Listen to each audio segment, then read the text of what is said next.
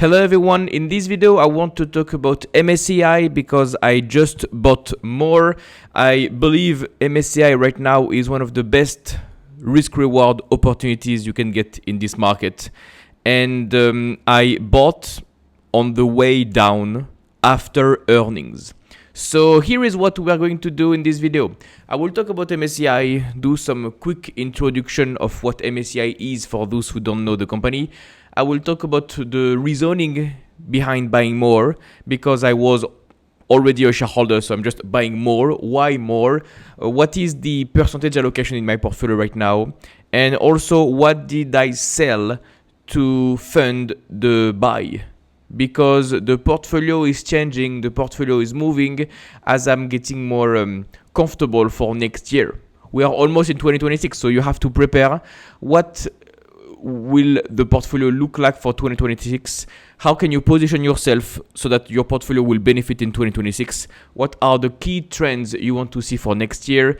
And yeah, this is what I want to do. I am just increasing the quality of the portfolio right now and reallocating in order to sell expensive stocks and buy cheap stocks.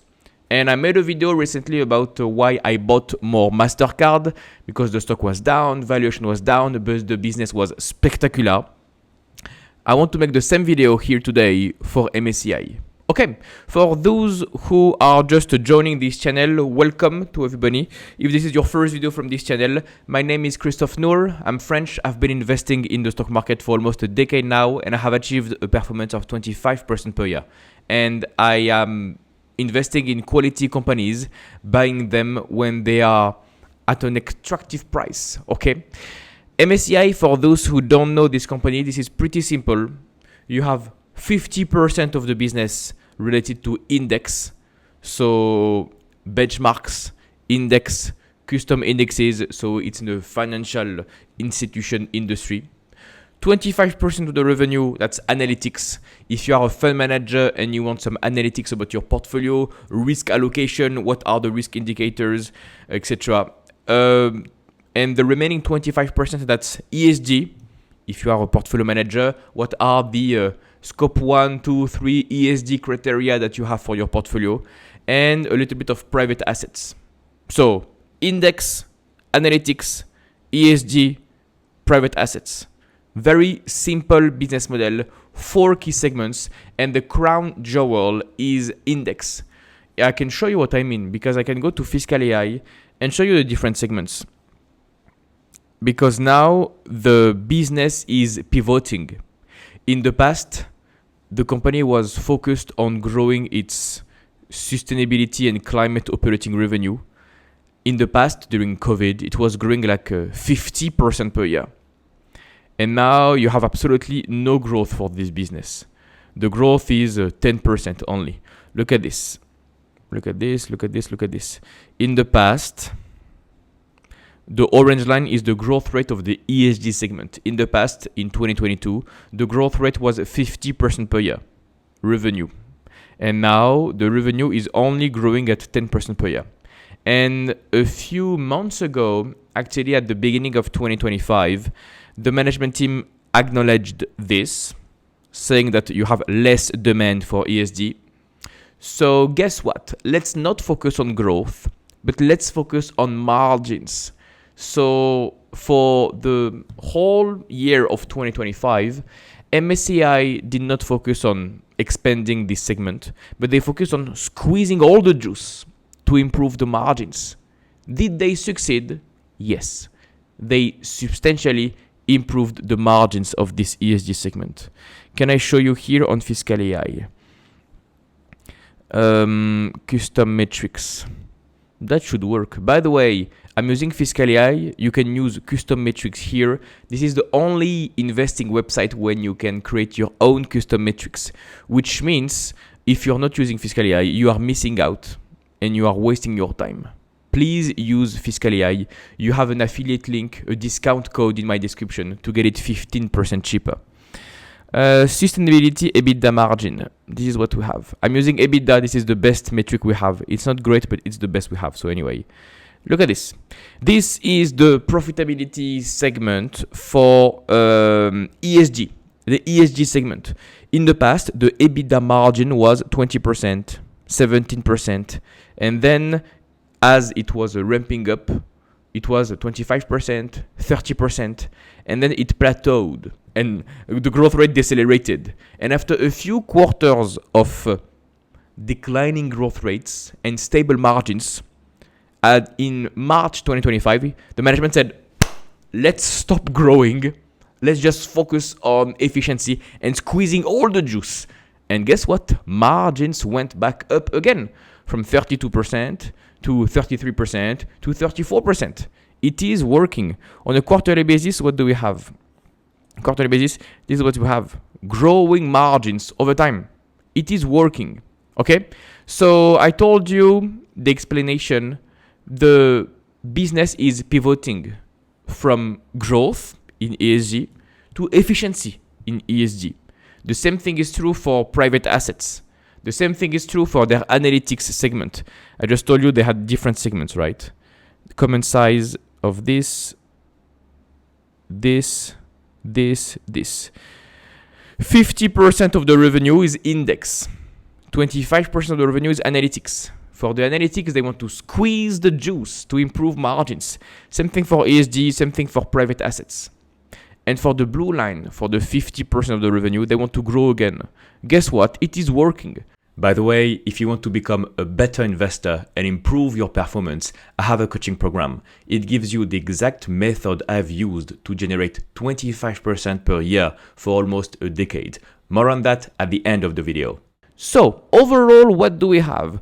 We have a business that is focused on improving the margins and focused on improving their crown jewel, the biggest segment they have, the index segment. And the index segment is growing. Add to this spectacular margins. So 4 simple segments, gross margins of 80%, operating margins of 50%, net margins of 4%. It's an extremely profitable business model. You have a return on invested capital. Look at this, ROIC of 25%. Sustained high ROIC. Revenue is going up and to the right. Net income is going up and to the right. Free cash flow is going up and to the right. They are using some debt to do some buybacks.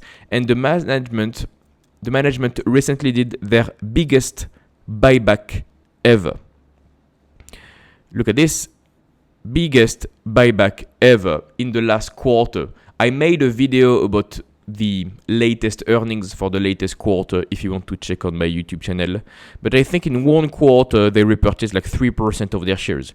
Look at this, the green candles, 3% of their shares. In one quarter, they took on more debt to do more buybacks.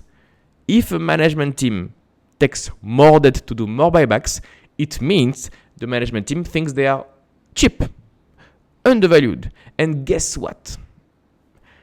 I bought more MSCI and I learned 12 hours after this that the CEO of MSCI bought more on December 5th. So the same week I was buying the stock because I thought it was cheap. The CEO was buying the stock because he thought the stock was cheap. The CEO of MSCI doesn't buy shares every day. He doesn't buy shares a lot actually. He bought shares in 2008. He bought shares in April 2024. And okay, you know what? You can check the moment the CEO bought more shares. If you scroll on Twitter, you will find some good posts about this. Here is a post from Bourbon Capital. He focuses on quality investments, quality stocks. You can see the CEO bought in 2008, tiny bit in 2010, 11, and a lot of shares in 2024, I think in April. And the CEO bought more in 2025, in July and in December. Here we go. A tweet from CEO Watcher. The CEO of MSCI bought more shares after the stock price dropped in July. Fun fact, I was buying at the same time. And the CEO bought more shares in December when the stock price dropped. Fun fact, I was buying the same day, the same week, I would say. So that's very lucky, very surprising. But the 2 times I bought the dip, the same week the CEO was buying the dip. So either I'm the CEO or I share the view that MSCI is cheap. What can it tell you? Well, that's a lot of incentives from the CEO. The CEO is doing the biggest buyback program ever. He's buying shares for his family. Look at this from Romain. If this isn't the CEO screaming he thinks MSCI is cheap, I don't know what that is. Yep, biggest buyback ever, insider buying, you have a lot of ownership. Now the CEO of MSCI owns 3% of the shares, something like this, insiders. Look at Fiscalia here. Yeah, 3% of the shares. He's the founder. He knows everything. Mr. Fernandez is very bullish. At the same time, if you look at the earnings calls, you will see how bullish they are when it comes to AI implementation inside their business. Okay? So now the stock is dropping. The stock has not done anything for the past 5 years and people are worried.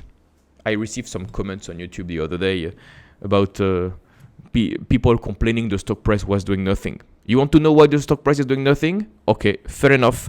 I can show you this beautiful chart from Daniel Pronk. Where is it? Here we go. Daniel Pronk. Due to MSCI's fundamentals continuing to grow while price remains flat, its valuation has gotten quite interesting, which means in 2021, the stock price was high, the valuation was high, the stock was expensive, but the fundamentals continued to improve, and now the stock has done nothing, the fundamentals improved, and the valuation has dropped. You want to see the valuation in 2021? It went crazy valuation at the time, by the way. I can show you the ratio. Anything can work actually. Price to free cash flow. Here is your price to free cash flow over time for MSCI. People were completely crazy at the time, and the price to free cash flow was 60. So it's just a re-rating. The business did not decline. Revenue is just going up, net income going up, free cash flow going up. The stock has been doing nothing because the valuation was extremely high from the starting point of your 5-year horizon.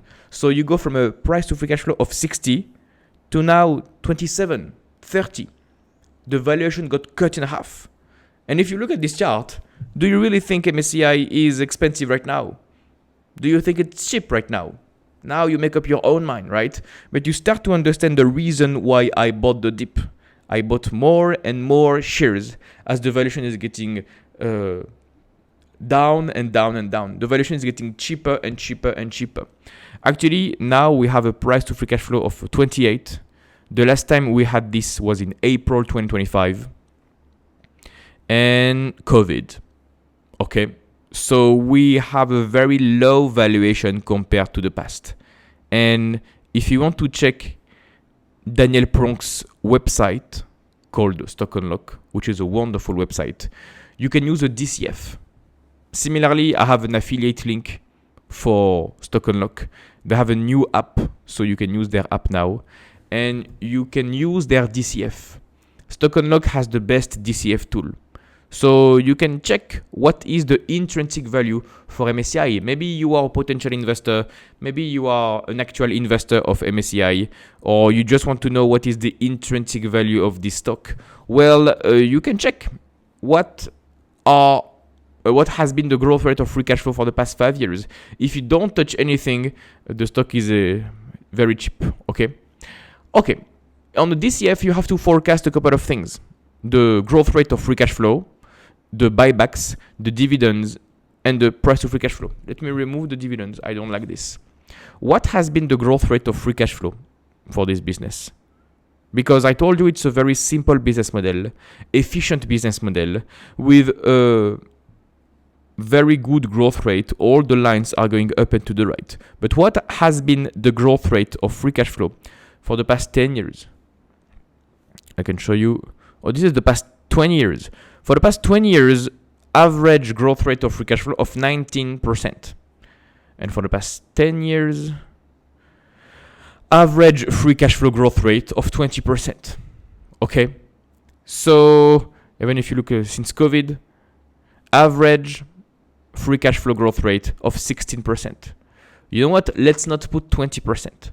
Let's not put 16%. Let's put 15%.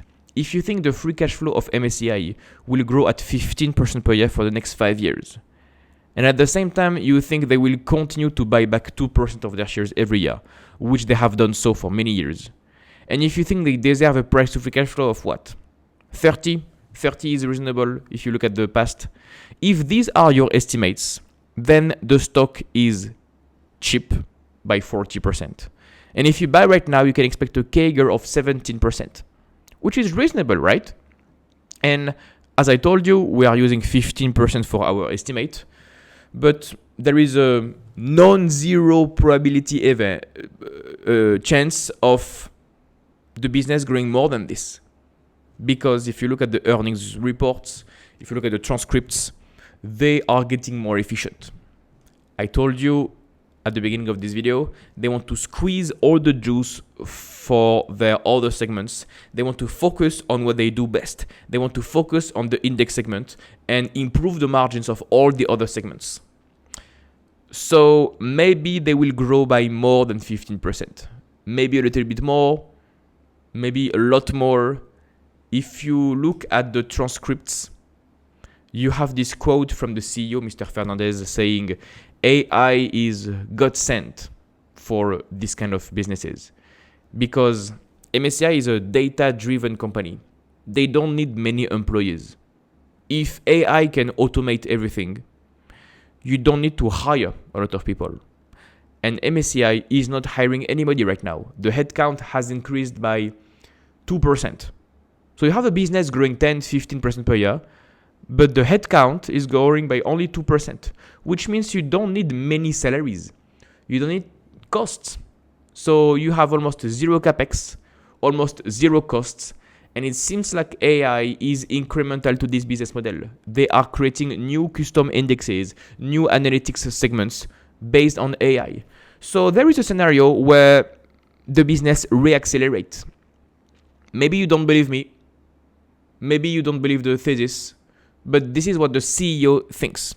I have checked everything for MSCI, all the interviews, all the private chats that are available on Fiscal AI, all the comments from the CEO, all the comments from the CFO. They think AI will be CFO friendly. Where is the quote? Yeah, there is a quote. AI touches so much of what we do and it's very CFO friendly, which means you can play one with margins. It's very accretive to the business model. You want to see the quote of AI is a God sent to us? Okay, let me do it so you don't have to do the work. God sent. Henry Fernandez. Look at this quote.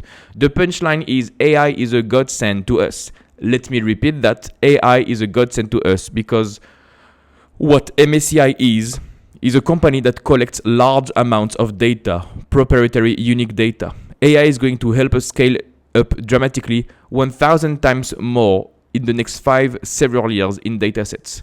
I've never seen the CEO so bullish on something. Either, you have two scenarios right now.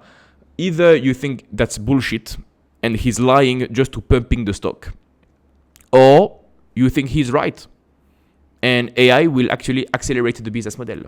At the same time, this guy is buying millions of shares for him and his family. And he just did the biggest buyback program ever. So it seems like they are walking the talk so far. And the valuation has gotten interesting.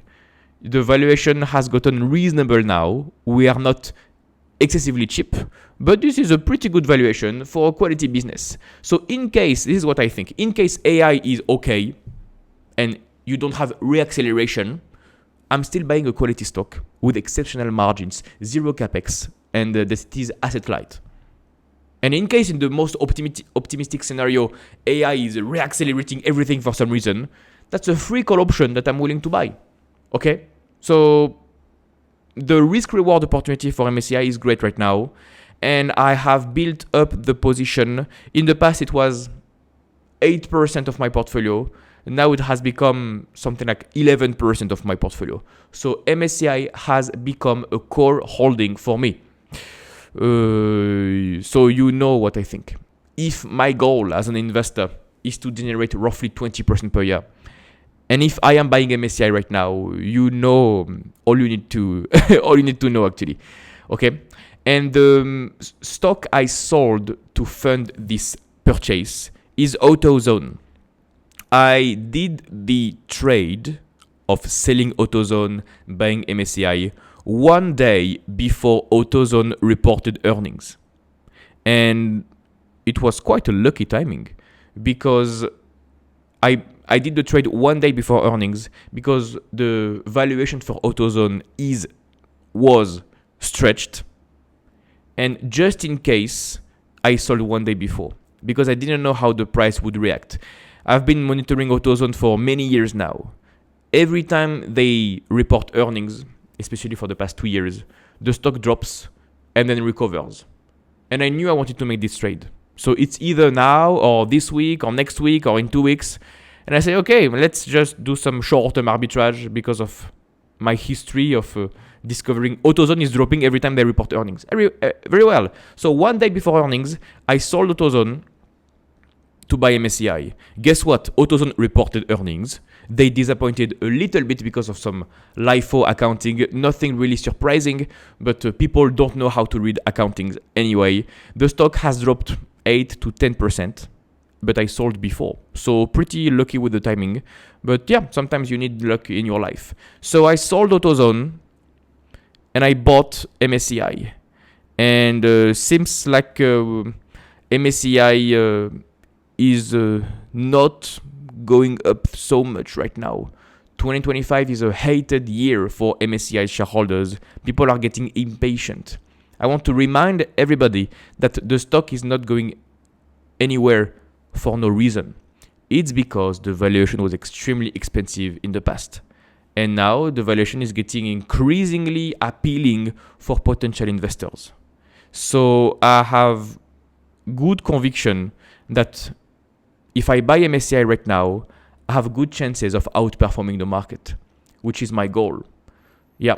Okay, so I just wanted to make a quick update on the reasons why I bought more MSCI, sold AutoZone, and yeah, I will keep you updated if I do something else with my portfolio. We are slowly coming to an end of this year. It's been a very good year for me. I'm outperforming the market. I'm very happy with the performance and I plan to continue. So that's it for today. I see you tomorrow. Bye-bye. If you like this content and you want to go deeper, I have a coaching program. In this program, you will learn the strategy I use to outperform the market. You will learn how to find winning opportunities. You will learn how to properly value stocks, when to buy, when to sell, so that you can build a strong portfolio with great companies. Additionally, inside the program, you will have access to an exclusive community of like-minded investors, and you will also have access to my personalized guidance to reach your investing goals. Click the first link in the description to get more information. You will get a short video that explains how everything works, completely for free. No need for your email address, just click the first link in the description and I'll see you on the other side.